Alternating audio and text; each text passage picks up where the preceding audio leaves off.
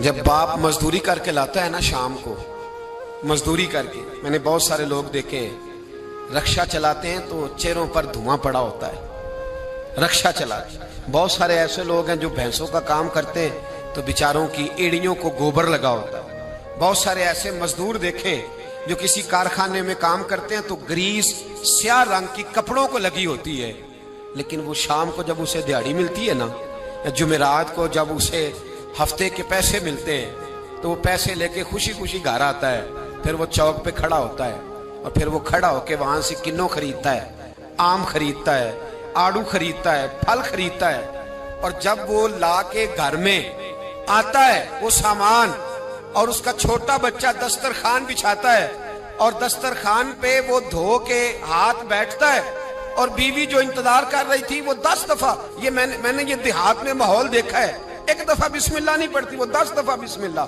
वो छुरी धोती है, बिस्मिल्लाहिर्रहमानिर्रहीम, वो 10 दफा बिस्मिल्लाह पढ़ती है। फिर वो जब सजाया जाता है और बेटे और बेटियां उनको उठा के मुंह में रखते हैं, बाप के दिल को जब ठंडक पहुंचती है तो मुझे यूं लगता है आसमान के फरिश्ते भी दरवाजे खोल खोल के देखते हैं कि यहाँ दौलत आई है, यहाँ कोई कमा के लाया है, यहाँ बेटियां खा रही, यहाँ जद्दोजहद हो रही। और अगर तू हराम कमाई लाए, अगर तू किसी का कलेजा काट के लेके आए, तू हजारों रुपए का भी माल लेके आए, घर में रखता है, बड़ा बेटा कहता है मैं नहीं ये खाता, छोटे वाला कहता है मेरे नहीं ये पसंद, उससे छोटे वाला कहता है ले जाओ, ये तो पुराना हो गया है। वो जो मेहनत से थोड़ा सा आया करता था, थोड़ा सा, उसमें जो बरकत होती थी, उसके अंदर जो कैफ होता था, जो जद्दोजहद का पैसा था। मैं ये हदीस पढ़ता हूँ तो झूम जाता हूँ। कुछ लोगों ने और सहाबी का नाम लिखा है, कुछ ने लिखा हज़रत जाबिर इब्ने अब्दुल्ला थे, फावड़ा चलाते थे, फावड़ा पंजाबी में ना कह दूं, कई वांदे होंगे साहब। हम लोग समझते हैं ना ये मजदूर ऐसे ही है, नकम्मा ही होता है। मजदूर को कौन पूछता है? फावड़ा चलाते थे, कुदाल से मेहनत करते थे, नबी पाक से मिलने आए। अल्लाह करे आज भी पिराने उजाम गरीबों से प्यार करने लग जाए। अल्लाह करे मशाइख उलमा थोड़ा सा इन्हें भी टाइम देने लग जाएं। कहते हैं मैं हुजूर से मिलने आया, आगे बढ़ा, और चूंकि मेरे कपड़े भी जरा मैले थे और चूंकि मैं मजदूरी करके आया था तो पसीना भी था, तो मेरी ख्वाहिश थी कि जरा सारे मिल ले, मैं जरा बाद में आगे होता हूँ। कहते हैं मैं एंड पे गया, साहिब उस्दुल गाबा ने लिखा है, कहते हैं आगे बढ़ के मैंने हुजूर से सलाम ली, बाकियों को तो सलाम हुआ था, मेरे नसीब देखो जब हुजूर के हाथों में मेरा हाथ गया तो मुस्तफा ने हाथ ही थाम लिया। और यार सुनो तो सही, जिसका हाथ नबी पाक थाम ले, जिसका हाथ नबी पाक थाम ले। आला हजरत फाजिल बरेलवी के छोटे साहिबजादे मुफ्ती आजम हिंद मौलाना मुस्तफा रजा बीमार थे, उनके पीर खाने के एक सैयदजादे तीमारदारी करने आए, तो घर वालों ने कहा शाह जी हजरत खाना नहीं खा रहे 2-3 दिन से, आप सैयद हैं, आप कहेंगे तो खा लेंगे। कहा शोरबे में रोटी भिगो के लाओ। कहते हैं रोटी भिगो के लाई। 91 साल के मुफ्ती आजम जब रोटी देने के लिए शाह जी आगे बढ़े, कहा हुजूर उठिए ना, खाना खाइए। तो कहते हैं मैंने उनकी कमर पे हाथ रखा उठाने के लिए। 91 साल के बाबा जी, बुढ़ापा, कमजोरी, जोफ, सारा कुछ, लेकिन जब मैंने पीछे हाथ रखा ना उठाने के लिए, खाइए, कहते मेरा हाथ थाम के कहने लगे शाह जी एक वादा करो पहले। मैंने कहा कौन सा? कहने लगे यहां सहारा दिया है तो वहां भी दोगे कि नहीं दोगे? ये वादा करो, यहां सहारा दिया है तो वहां भी दोगे? कहते मैं रो पड़ा। मैंने कहा दूंगा। तो कहने लगे चलो फिर खा लेते हैं खाना। ओ भाई जिसका हाथ नबी पाक थाम ले, जाबिर इब्ने अब्दुल्ला कहते हैं सलाम लेके रुखसत हो गए सारे, और मेरा हाथ हुजूर ने थाम लिया। और यार बंदे ने नहीं, आम आदमी ने नहीं, MNA MPA ने नहीं, सूफी पीर दरवेश मौलवी मुफ्ती गौस मुहद्दिस ने नहीं, इस दर्द को समझ तो सही। कहते हैं मेरा हाथ उसने थामा जिसके कदमों को बोसे देने के लिए जिब्रील अमीन तरसा करते हैं। हजरत जिब्रील जिसके पैरों को बोसा देने को तरसे, हुजूर ने हाथ थाम लिया, पकड़ लिया और खोल के फरमाया ये क्या है, ये क्या है? सोने छाले पड़ गए। हुजूर मेहनत करता हूँ, हुजूर कबीलदार हूँ, छोटे बच्चे मजदूरी करता हूँ, छाले पड़ गए। कुछ अमीर से आबा खड़े थे, कहते हैं हमने रुख बदल लिया, महबूब की तरफ देखने लगे, हमने अजीब नजारा देखा कि उसका हाथ हुजूर ने थामा है, और फिर हमने देखा कि महबूब की गर्दन झुकी। गर्दन झुकी किसकी? जिसके आगे खिंची गर्दनें झुक गई। महबूबे मुकद्दस ने गर्दन को झुकाया और फरमाते उस वक्त तो हालात ही बदल गए जब महबूब ने मजदूर के छालों वाले हाथों को चूमना शुरू कर दिया। फरमाते महबूब चूम रहे थे और बड़े बड़े अमीर खड़े रो रहे थे, काश आज गरीब होते। आज गरीबी को इज्जत मिल गई, आज गरीबी को शान मिल गई, गरीबी को मर्तबा मिला, गरीबी को दर्जे मिले। तभी तो मौला कायनात शेर खुदा अलीउल मुर्तजा रदी अल्लाह ताला अन्हु ना अपना कुर्ता सी रहे थे तो एक शख्स ने कहा हुजूर अमीरुल मोमिनीन नया कुर्ता ही ले लें। फरमाने लगे तुम्हें नहीं पता इस पुराने कुर्ते में लज्जत कितनी है, तुम्हें नहीं पता जब मैं ये पुराना कुर्ता सी के पहनता हूं तो अल्लाह मेरे दिल के अंदर खुशू और गुजू कितना पैदा फरमाता है, तुम्हें नहीं पता इस गरीबी के जायके कितने हैं, इसके मजे कितने। भाई मेहनत की जो कमाई है, जद्दोजहद का जो पैसा है वो तुझे बड़ा करे, आगे बढ़, मेहनत कर, इन दो हाथों को लड़ा, दाएं बाएं ना देखना किसके पास क्या है, वरना हसद की आग में जल के जिंदगी गुजरेगी। नबी पाक सल्लल्लाहु ताला अलैहि वसल्लम से एक सहाबी ने पूछा हुजूर बेहतरीन रोटी कौन सी होती है? हमसे को पूछे तो शायद हम कहें कि चिड़े बटेरे, या अगर वो दोबारा पूछे तो कहे वो जो गोश्त अपने बकरे का बचा के नहीं रख लेते बड़ी ईद पे, कहते यार आउणगे तो टिके लावांगे, वो मजे का होता है। यहाँ लोग कहते हैं ओहो गए आज होते ना फलां होटल पे, तो वहां जितना था बल्कि उसकी पब्लिसिटी कर रहे होते हैं, कहते हैं वो होटल वहां बना है। मैं भी गया था, फिर होटल 10 दफा जाके तो फिर 5वीं दफा मैं मैदे के डॉक्टर के पास भी गया था, तो दोनों का कार्ड मेरे पास है, दोनों ही रख लो तुम्हारे काम आएंगे। हम पब्लिसिटी। नबी पाक सल्लल्लाहु अलैहि वसल्लम से सहाबी ने पूछा हुजूर बेहतरीन खाना कौन सा है, बेहतरीन खाना? तो सहाबा कहते हैं कि अब उसने जो सवाल पूछा तो हमारे ज़हनों में ये था कि हुजूर कहेंगे शोरबा और रोटी, या गोश्त भी खानों का सरदार है उसके बारे में कहेंगे, या नबी पाक सल्लल्लाहु अलैहि वसल्लम शोरबे के अंदर रोटी भिगो के खाते थे उसकी बात होगी। सहाबी ने पूछा हुजूर बेहतरीन खाना कौन सा है? हमारे ज़हनों में जवाब के बारे में तखय्युलात और थे, तसव्वुरात और थे। जब हुजूर ने पूछा ना, उस सहाबी ने पूछा हुजूर कौन सा खाना बेहतर है? नबी पाक ने फरमाया वो वाला खाना जो बंदा अपने हाथ से मजदूरी करके खाता है, वो खाना सारे खानों में से बेहतर है, सब खानों में से बेहतर खाना वो जो तू मजदूरी करके खाता है, जो तू जद्दोजहद के साथ खाता है, जो तू कमाई करके खाता है। और अगर कोई तजारत करे, ताजर हो, तो महबूब अलैहिस्सलाम फरमाने लगे जो सच्चा ताजर हो, वो वाला ताजर नहीं जो कहे झूठ के बगैर काम ही नहीं चलता, वो वाला नहीं जो कहे झूठ बोलूंगा तो दुकान चलेगी। फरमाया जो सच्चा ताजर होगा अल्लाह कयामत के दिन उसे शहीदों, सिद्दीकों, और महबूब फरमाने लगे अल्लाह उसे कयामत में सिद्दीकों, शहीदों और नबियों के साथ जगह अता फरमाएगा। सच्चे ताजर को, सच्चे ताजर तिजारत करें सच्चाई के साथ। ध्यान, हजरत मारूफ करखी बगदाद की जामे मस्जिद में तशरीफ रखते थे तो बारिश नहीं होती थी, कुछ लोग दुआ कराने आ गए, कहा बाबा जी बारिश नहीं होती, दुआ कर दें। तो आप फरमाने लगे मेरे सामने एक करियाने वाला है, करियाने वाला लफ्ज समझाने के लिए बोल रहा हूँ, उस जमाने में जो भी उसका नाम था, का ये जो करियाने वाला ना चीनी, पत्ती, घी, दाल, चावल बेचता है, इससे दुआ कराओ बारिश हो जाएगी। उन्होंने कहा हज़रत साहब इससे दुआ कराएं, रफीक शफीक से, ये तो हमारा लंगोटिया है, हमारे साथ रहती, इससे दुआ करें। तो मैं दुआ कराओ बारिश हो जाएगी। अब पीर साहब का हुक्म था, अल्लाह के नेक बंदे का, गए उससे करियाने वाले से कहा दुआ कराओ। कहने लगा यार मैं तो पढ़ा लिखा भी नहीं, मुझे तो दुआ के लफ्ज भी सही नहीं आते, दुआ हजरत मारूफ करखी से कराओ। कहने लगे उन्होंने भेजा है, उन्होंने भेजा है। तो उस करियाने वाले ने हाथ उठाया, कहा अल्लाह, ऐ अल्लाह तेरे बंदे ने तेरे बंदों को मेरे पास भेज दिया है, तो बारिश के लिए आए, मेहरबानी कर दुआ बारिश बरसा दे, दुआ मकबूल फरमा। लोग कहते हैं उसने चेहरे पे हाथ भी नहीं फेरे, बारिश शुरू हो गई। लोग जो थे सारे तो चले गए, 2-4 सियाने लोग जो थे समझदार साहिब नजर, हजरत मारूफ करखी की खिदमत में कहा बाबा जी ये हमने नहीं देखा, पर फर्द नमाज ही पढ़ते हैं, हमारी तरह को लंबा चौड़ा काम तो कोई नहीं करता, कहीं रात को तन्हाई में तो नहीं तहज्जुद पढ़ने आता, क्या ऐसा काम करता है कि दुआ मांगी है तो मकबूल हो गई? आप फरमाने लगे कुछ भी नहीं करता, फर्ज नमाज ही पढ़ता है, जरूरियात पे ही अमल करता। का हुजूर इतना मकबूले बारगाह कि हाथ उठाए तो अल्लाह खाली ना लौटाए।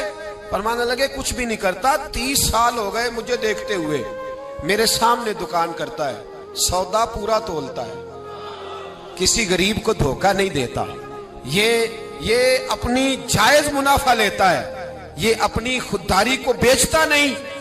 तो फरमाया जो 30 साल रब के साथ वफा करे, क्या रब उसकी दुआएं कबूल नहीं फरमाएगा? फरमाया ये जब भी दुआ मांगेगा मुझे उम्मीद है अल्लाह जरूर कबूल फरमाएगा। तो मेरे भाई दयानत, हमारे नौजवानों के मिजाज में मेहनत नहीं शामिल, जद्दोजहद नहीं शामिल। जिसको 10 एकड़ या 20 एकड़ जमीन मिली है उसने किसी को ठेके पे दी है, वो खुद नहीं हाल चलाना चाहता, वरना फिर उसे चौधरी कोई नहीं मानेगा। वो खुद नहीं आगे बढ़ना चाहता। जिसकी अपनी दुकान है जाती, उसने किराए पे दी है, कोई ये ना समझे कि करोड़ों की दुकान है और खुद ये 10-10 रुपए की चीज बेच रहा है। मेहनत का मिजाज नहीं, जद्दोजहद की तबीयत नहीं। और ये जो फारग रहने वाले हैं ना, आज नाराज हो जाना है आपने, चलो कोई बात नहीं, लेकिन एक बात जरूर है कि कौम को समझदार जरूर होना चाहिए, नाराज हो या ना हो। ये जो फारग रहने वाले 15-20 हैं, इन्होंने बड़ी खराबी की है। इनको देख के और भी बहुत सारे लड़के फारग हो गए। ये जो मोहल्ले के पहले 10 फारग है ना, ये बड़ा नुकसान कर। अगर ये कुछ मेहनत करें, जद्दोजहद करें, तो बाकियों की भी तवज्जो काम की तरफ बढ़े। बूढ़ा बाप ड्यूटी पे जा रहा है, बेटे को काम ही नहीं मिल रहा, अजीब बात। बूढ़ा बाप सारी मजदूरी कर रहा है, बच्चा कहता है काम नहीं मेरी मर्जी का मिल रहा। तेरी मर्जी का कब मिलेगा? मेहनत करें, जद्दोजहद करें। दूसरों के हाथों की तरफ देखने वाले बुज़दिल होते हैं, कमजोर लोग होते हैं। हजरत हसन बसरी रहमतुल्लाह अलैह एक नौजवान को रोज कहते थे जा कोई काम तलाश कर, रोज भेजते। एक दिन वो आ गया आपकी खिदमत में, आके कहने लगा हुजूर मैंने फैसला कर लिया, मैंने कोई काम नहीं करना। फरमाने लगे क्यों? कहने लगे आज मैंने अजीब सीन देखा है। फरमाया क्या देख आए हो?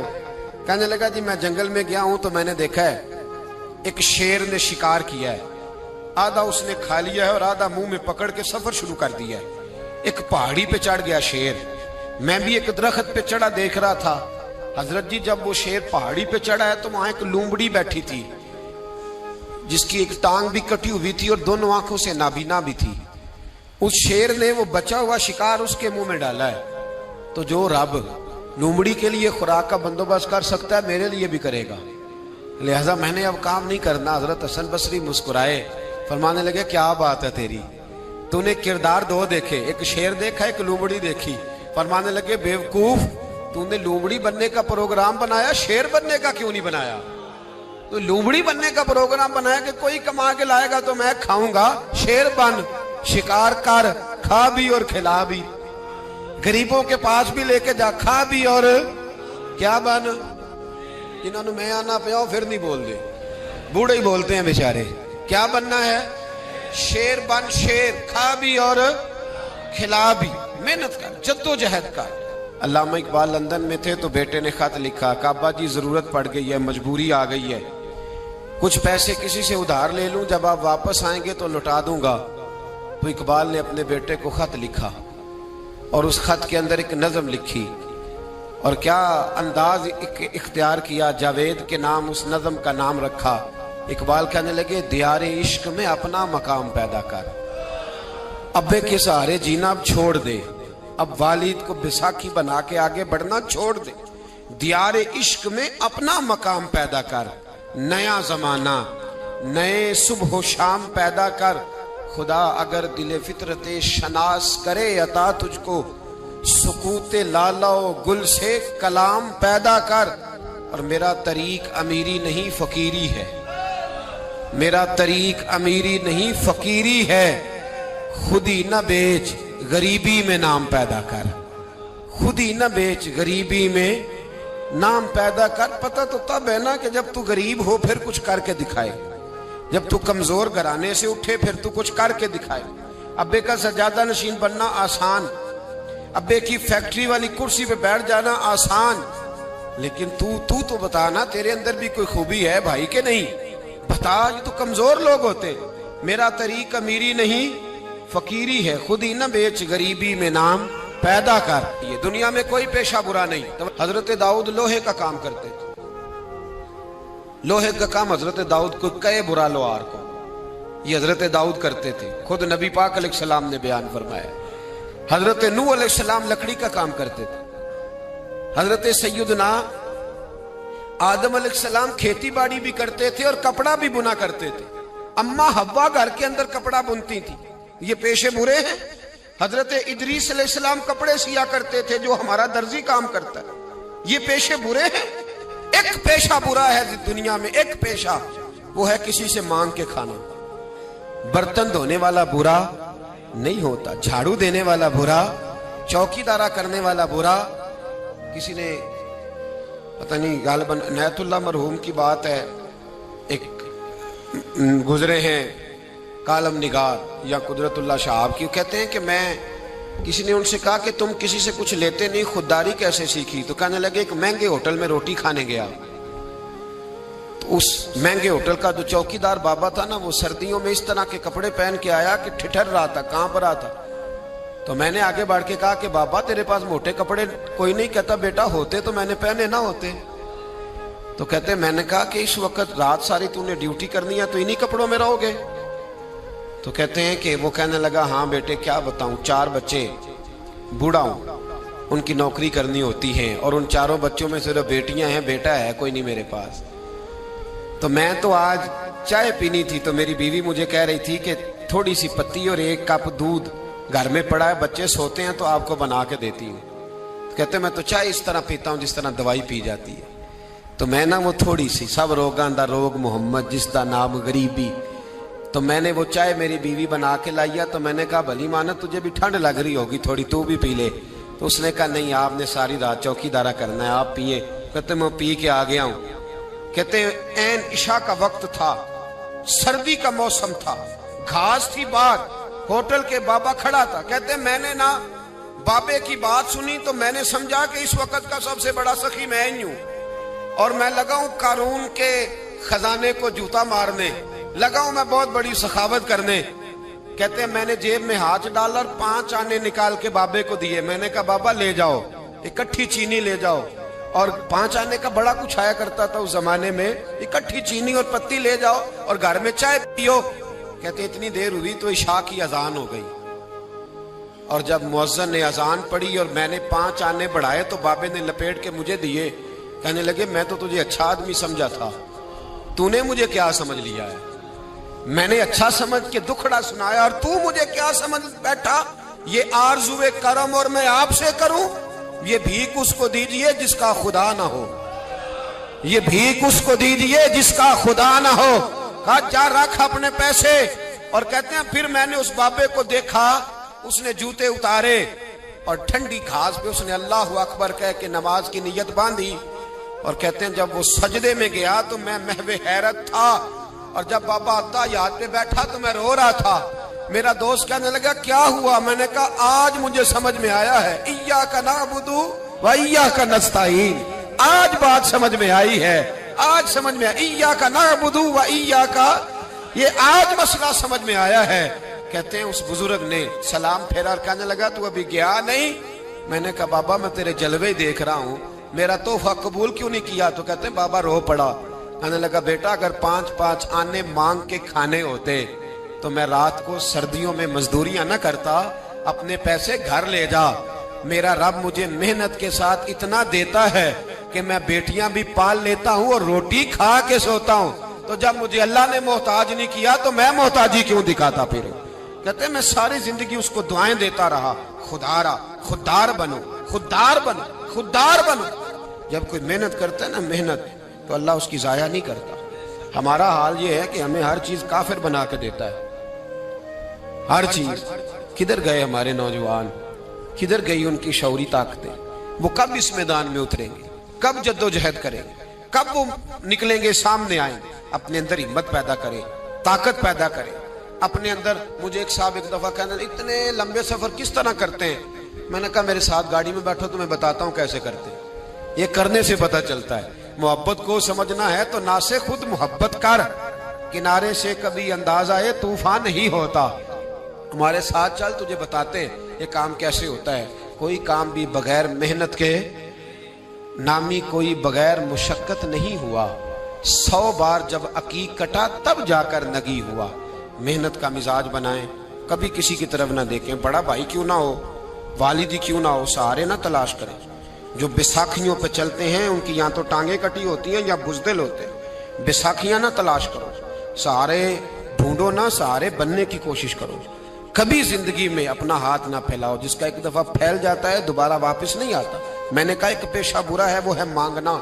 इकबाल कहने लगे दियारे इश्क में अपना मकाम पैदा कर, नया जमाना नए सुबह शाम पैदा कर। खुदा अगर दिल फितरते शनास करे अता तुझको, सुकूत लाला गुल से कलाम पैदा कर। मेरा तरीक अमीरी नहीं फकीरी है, खुद ही न बेच गरीबी में नाम पैदा कर।